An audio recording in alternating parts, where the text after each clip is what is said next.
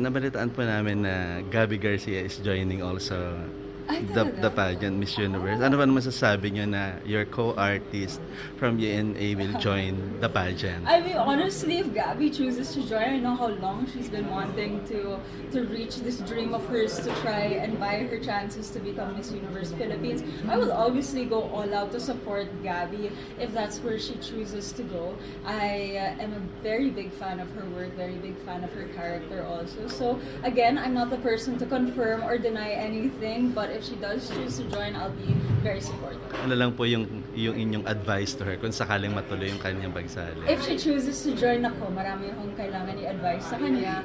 But, you know, knowing Gabby, she's such a complete package. And on and off the screen, she'll really do well. So, as long as you have the right intentions, your heart is in the right place, and if you really choose to join, then, you know, destiny will always be on your side.